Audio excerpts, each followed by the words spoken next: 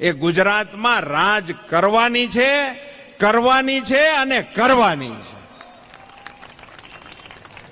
આજે થયું છે શું?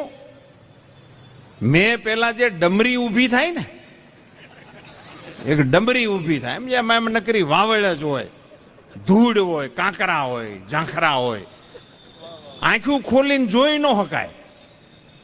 પણ એ બધું ક્યાં સુધી હાલે? અહાડનો પેલો મે પડે ત્યાં સુધી જ હાલે. ડમરી આખું સોમાહું ન હાલે. અને અટાણે તમે જોવો એની મેળે હોતે ને આશરી ગઈ છે. સાચું કીજો, અડધી મોળી પડી ગઈ ને કે ડમરી છે. એ પરમેનન્ટ હોય જ ન શકે ભાઈ.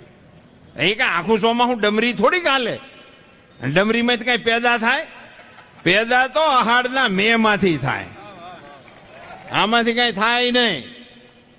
એટલે હવે એ બધું એની મેળે અડધું તો ધીમું પડી ગયું છે, એટલે એ પુરાણમાં આપણે જવાની જરૂર નહીં.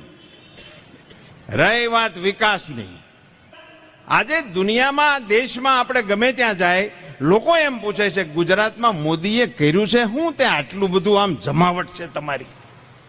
વીજળી નથી જાતી, પાણીની આટલી વ્યવસ્થા, રસ્તાઓની આટલી વ્યવસ્થા.